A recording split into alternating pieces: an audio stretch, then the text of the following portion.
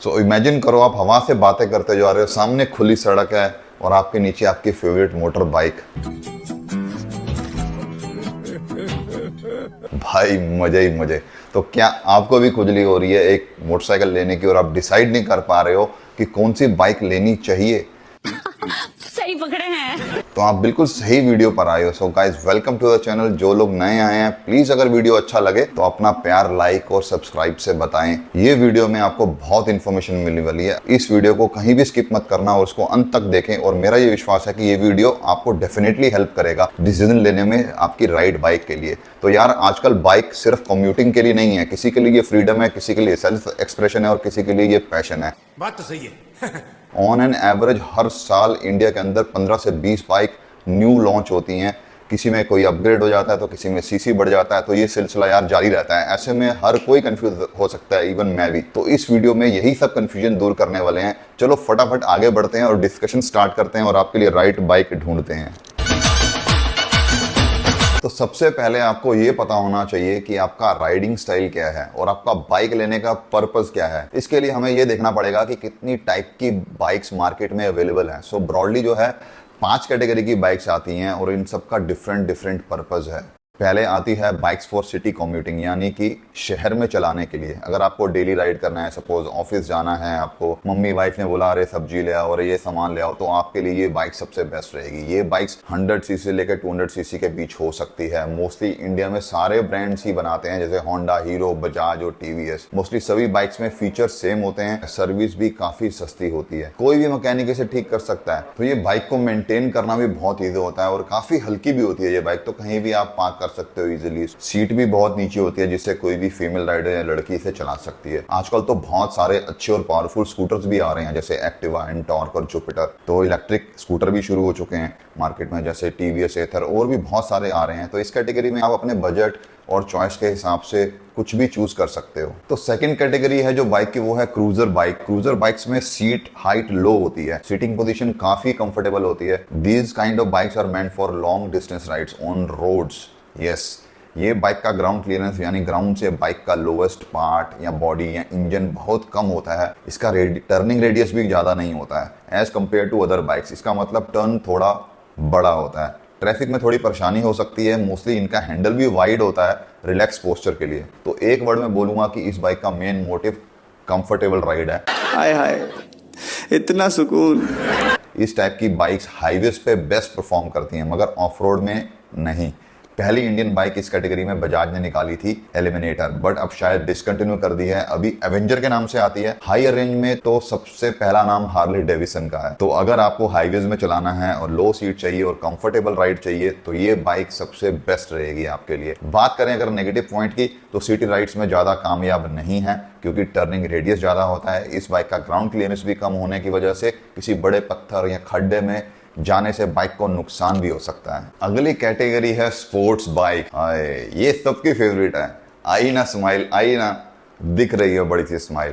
अभी मजा आएगा ना भिड़ो। ये यंगस्टर्स की फेवरेट कैटेगरी है। 18 साल से 30 साल तक के लोग स्पोर्ट्स बाइक पसंद करते हैं क्योंकि इस एज में हर वो चीज जिसमें पावर हो, थ्रिल हो, शोर हो, जोश हो, हम लड़कों को पसंद आती है। ये बाइक को अगर एक वर्ड में एक्सप्लेन करूं तो पावर। हम ह्यूमंस को स्पीड इतनी पसंद क्यों है यार? Fastest train, fastest bike, fastest car, fastest plane कुछ तो बात होगी। मरना तेरे को डर नहीं लगता? इसमें राइडिंग पोजीशन एग्रेसिव होती है, हैंडल बार नीचे होते हैं, पैर थोड़े पीछे की तरफ आते हैं। इस बाइक का कंफर्टेबल राइड से दूर दूर तक कोई रिश्ता नहीं है। इसका काम सिर्फ भागना है किसी भी कीमत पर। इस टाइप की बाइक्स की माइलेज सबसे कम होती है दूसरी बाइक्स के कंपैरिजन में। क्या बोला तूने? बाइक की पावर टू वेट रेशियो अच्छी होती है जिसके कारण ज्यादा स्पीड पकड़ सकती है कुछ ही सेकंड्स में। मोस्टली इनका टायर साइज 17 इंच का होता है जिससे ग्राउंड क्लियरेंस थोड़ी कम होती है ताकि रोड पे ये अच्छी ग्रिप बनाए रखे। स्पीड होने की वजह से बाइक्स में डिस्क ब्रेक होती हैं, दोनों व्हील्स में ब्रेकिंग स्ट्रांग होती है। बाइक हल्की ना भी हो बट वेट इक्वली डिस्ट्रीब्यूटेड होता है। ये बाइक्स 300 सीसी से लेकर 1400 सीसी तक हो सकती है। सो इस कैटेगरी में एंट्री लेवल बाइक का प्राइस 4 लाख से शुरू होता है और पता नहीं कहां तक जाता है। इनमें सबसे famous Kawasaki, KTM, Suzuki, BMW और होंडा की बाइक्स हैं। जिन लोगों को इस टाइप की बाइक पसंद है वो केटीएम RC 200 या कावासाकी निंजा 300 से शुरू कर सकते हैं। RC 200 on road price 2.5 lakh और निंजा 300 अप्रोक्सीमेटली 4 लाख की पड़ती है। नेगेटिव पॉइंट्स की बात करें तो कंफर्ट एक्सपेक्ट एक्सपेक्ट नहीं करना बिल्कुल भी। लॉन्ग राइड्स नहीं कर सकते, ऑफ रोडिंग के लिए तो बिल्कुल नहीं बनी है। माइलेज कम से बहुत कम हो सकती है depending upon bike model and CC. Maintenance average to very very high हो सकती है, अगेन मॉडल पर डिपेंड करता है। प्लास्टिक पार्ट्स और इलेक्ट्रॉनिक्स ज्यादा होने की वजह से सर्विस और repair cost in case of damage भी बहुत ज्यादा हो सकती है। समझ रहे हो आप? समझ रहे हो? तो fourth category of bikes is adventure bikes, which is my second most favourite category among all categories. अगर आपको नदियां नाले पार करने हैं, अगर आपको ग्रेवल में चलाना पसंद है, कीचड़ में चलाना पसंद है, ट्रेल राइडिंग पसंद है, तो आपको ये बाइक लेनी चाहिए। ये बाइक के टायर्स बड़े होते हैं, स्पेशली फ्रंट व्हील टायर पतला और बड़ा होता है ताकि मड और ग्रेवल या रेत में से आसानी से निकल सके। ग्राउंड क्लियरेंस सबसे ज्यादा होता है as compare to the other bikes, ताकि पत्थर और खड्डे में कोई नुकसान ना हो बाइक को। सीट इतनी कंफर्टेबल नहीं होती है क्योंकि यूजली ये शॉर्ट राइड्स और ट्रेल्स के लिए होती है बाइक। इस टाइप की बाइक का वेट सबसे कम होता है। सस्पेंशन अच्छा होता है ताकि इंपैक्ट ना आए खड्डों के अंदर। पावर मीडियम होती है यूजली 200 से 400-500 सीसी के बीच में, क्योंकि लॉन्ग डिस्टेंस राइड के लिए नहीं है और ना ही मैक्सिमम स्पीड के लिए है। एक वर्ड में कहूं इस बाइक को तो एजिलिटी। इलेक्ट्रॉनिक्स सबसे कम होते हैं इस बाइक के अंदर। हैंडल ऊंचा और वाइड होता है, प्योरली एडवेंचर के लिए है ये बाइक। और इंडिया में सिर्फ एक ही ब्रांड आता है, हीरो एक्सपल्स 200, जिसका प्राइस ऑलमोस्ट 1.5 लाख रुपए है। अभी शायद 400 आने वाली है। और रिसेंटली कावासाकी ने भी ऑफ रोडिंग बाइक्स जो हैं लॉन्च कर दी है, जैसे KLK और KX सीरीज, जिनका प्राइस 3.5 लाख से लेकर 10 लाख तक है। बट कावासाकी की ये बाइक सिर्फ ऑफ रोड के लिए है, रोड कंप्लाइंट नहीं है। नेगेटिव पॉइंट्स बोले तो not comfortable for long rides, attract very limited segment of people, सबको पसंद नहीं आती जल्दी। सिटी और हाईवेज यूज के लिए तो नहीं है, चॉइसेस बहुत ही लिमिटेड है इंडिया के अंदर। तो पांचवी कैटेगरी मेरी फेवरेट है, जो है टूरर बाइक। बट नई कैटेगरी डेवलप हो गई है जिसको बोलते हैं एडवेंचर टूरर बाइक।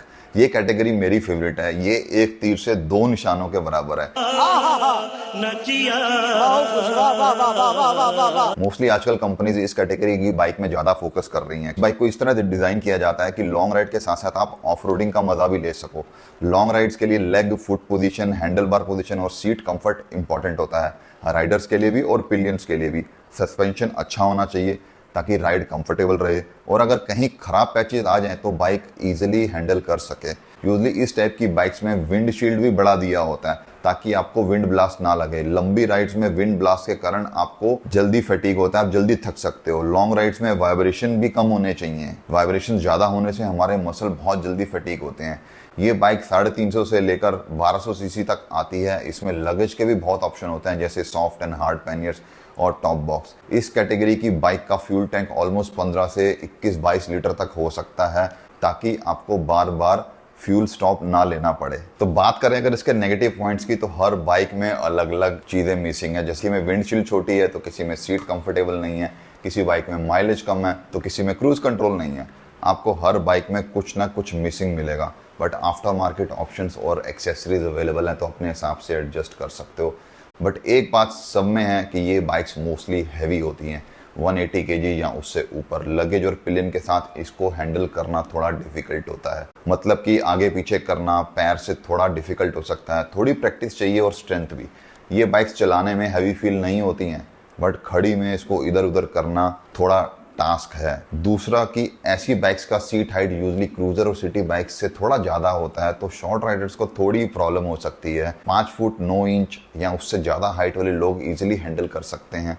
वैसे चलाने वाले तो 5 फुट 5 इंच वाले भी चला ही रहे हैं, सिर्फ प्रैक्टिस और कॉन्फिडेंस की बात है। तो एडवेंचर टूरिंग कैटेगरी की बाइक 3.5 लाख से शुरू होकर 25-30 लाख तक जा सकती है। क्या बोला तूने? एंट्री लेवल बाइक हिमालयन 450 और KTM 390 एडवेंचर है। सो अगर आपका मोटिव लॉन्ग राइड्स है और ऑफ रोडिंग भी है, तो इस कैटेगरी बाइक्स आपके लिए बेस्ट रहेंगी। तो अभी तक आपको समझ आ गया होगा कि आप किस कैटेगरी को बिलोंग करते हो और आपका पर्पस क्या है बाइक लेने का। तो किस कैटेगरी की बाइक सही रहेगी जो आपकी एक्सपेक्टेशंस और सपनों को पूरा कर सके, क्योंकि बिना किसी मोटिव के किया गया काम जो है वो बाद में दुख ही देता है। तो पहले अपने आप को जानिए, फिर डिसाइड करिए। बात तो सही है। दौड़ना तो पड़ता है। तो अगर अभी तक आपने डिसाइड कर लिया है कि आपको किस कैटेगरी की बाइक लेनी है, तो नेक्स्ट स्टेप है आपका बजट। सबसे इंपॉर्टेंट, बाइक्स हर रेंज में आती हैं, 1 लाख से लेकर 30 लाख तक। बजट होने से आप डिसाइड कर पाओगे कि आपकी रेंज में क्या है और क्या नहीं। मोस्टली हम फाइनेंस के चक्कर में महंगी बाइक ले तो लेते हैं, मगर हर बाइक में कॉस्ट के अलावा भी बहुत सारे खर्चे होते हैं, जैसे insurance, periodic service, fuel consumption, accessories, luggage system. और फिर आगे चल के कुछ पार्ट्स हैं जो आपको रिप्लेस करने होते हैं, जैसे chain set, brake pads, tyre, इन सब के कॉस्ट का एस्टिमेट भी होना चाहिए यार बाइक लेने से पहले। ज़्यादातर बाइक्स में एक्सेसरीज नहीं लगी होती हैं तो उसका कॉस्ट भी है, जैसे crash guard, sump guard, phone mount, auxiliary light, और भाई साहब राइडिंग गियर्स तो हम भूल ही गए। कुछ चीजें तो आप धीरे धीरे करके भी ले सकते हो, मगर कुछ चीजें इमीडिएटली लेनी पड़ती हैं। एक बार अपनी ड्रीम बाइक लेने के लिए आप यार ये कितनी औसम है यार। आपका बजट स्ट्रेच कर भी लोगे, बट रियलिस्टिक रहना बहुत जरूरी है कि खुद पर बिना फाइनेंशियल बर्डन डाले आप क्या अफोर्ड कर सकते हो और क्या नहीं। जहां बाइक पर ओवर स्पेंड करने से आप पर फाइनेंशियल प्रेशर बढ़ सकता है, वहीं सस्ते के चक्कर में गलत चीज भी आप खरीद सकते हो। खासकर जब आप यूज्ड बाइक खरीदते हो तो आपको बहुत ज़्यादा कॉशियस रहना पड़ता है। यूज्ड बाइक्स लेते वक्त बहुत सारी बातों का ध्यान रखना होता है, वो एक पूरा अलग से टॉपिक है, उसको इस वीडियो में कवर नहीं कर सकते हैं, बट इन सब बातों का ध्यान रखना बहुत ज़रूरी है। नेक्स्ट इंपॉर्टेंट पॉइंट है सीट हाइट एंड एर्गोनॉमिक्स। किसी भी बाइक की सीट हाइट और राइडिंग पोजीशन हमारी राइड का मजा या तो दुगना कर सकती है या बिल्कुल बदतर। बाइक कैटेगरी और बजट डिसाइड करने के बाद हर बाइक का ट्रायल लें। कोशिश करें कि एटलीस्ट आधे घंटे के लिए बाइक चलाएं। 5 मिनट के ट्रायल में कुछ समझ नहीं आएगा। अगर कंपनी वाले लंबा ट्रायल ना दे तो किसी दोस्त से मांग ले अगर उसके पास वैसी बाइक है, नहीं तो अलग अलग शोरूम पर जाकर कम से कम 3 ट्रायल तो जरूर लें। एर्गोनॉमिक्स का मतलब होता है आपकी handle position, footpeg placement and shape of the seat. Trial लेते हुए देखें कि आप कितना कंफर्टेबल फील करते हैं। सीट में देखें कि जब आप बैठ रहे हो या ब्रेक लगा रहे हो तो कहीं आप आगे तो नहीं स्लाइड कर रहे, या आपके प्राइवेट पार्ट्स पे प्रेशर तो नहीं आ रहा, हैंडल बार कितना ऊंचा है, कहीं शोल्डर पे स्ट्रेन तो नहीं आ रहा। ये सब बातों का ध्यान रखना बहुत जरूरी है। साथ साथ वाइब्रेशंस भी नोट करें, हाथ में, पैर में, बॉडी में, क्योंकि ज्यादा वाइब्रेशंस लॉन्ग राइड में थका देती हैं। सीट हाइट ना ज्यादा ऊंची होनी चाहिए ना ज्यादा नीची। बाइक को बिना स्टार्ट किए आप आगे पीछे करके देख सकते हैं कि आप कितना कंफर्टेबली कर सकते हो। बेस्ट होगा अगर किसी पिलियन को बिठाकर करते हैं। अगर सीट हाइट ठीक होगी तो आपकी राइड कंफर्टेबल होगी और आपका कॉन्फिडेंस भी ज़्यादा होगा बाइक को हैंडल करते वक्त। इसलिए कंफर्ट एंड एर्गोनॉमिक्स हमारे राइडिंग एक्सपीरियंस को बहुत अच्छा भी बना सकते हैं और बहुत बुरा भी। साथ साथ हमारी सेफ्टी और कॉन्फिडेंस को भी अफेक्ट करते हैं। So next point two consider is engine performance और रिलायबिलिटी। सो सबसे पहले अपने कैटेगरी डिसाइड करी, फिर बजट डिसाइड किया, फिर सीट हाइट देखा, कंफर्ट देखा। अब आपको डिसाइड करना है कि कौन सा इंजन बेटर है जिसकी परफॉर्मेंस बेटर हो और वो रिलायबल भी हो। सिटी बाइक्स यूजली लो डिस्प्लेसमेंट इंजन मतलब 250 सीसी या उससे कम होता है, तो आप कोई भी बाइक ले सकते हो। कुछ पॉइंट्स आपको कंसिडर करने पड़ेंगे कि नया इंजन ना हो, मतलब कि मार्केट में नया ना आया हो, थोड़ा महीने या कुछ साल से मार्केट में होना चाहिए, क्योंकि नए इंजन में कई बार प्रॉब्लम्स होती हैं। फिर कुछ देर बाद कंपनी उसको या तो रेक्टिफाई करती हैं या नहीं कर पाती हैं, तो आपके अपने साथ एक्सपेरिमेंट मत करो। दूसरा कि सर्विस सेंटर आपके घर के पास हो तो बेटर है। सर्विस कॉस्ट, स्पेयर्स अवेलेबल होने चाहिए।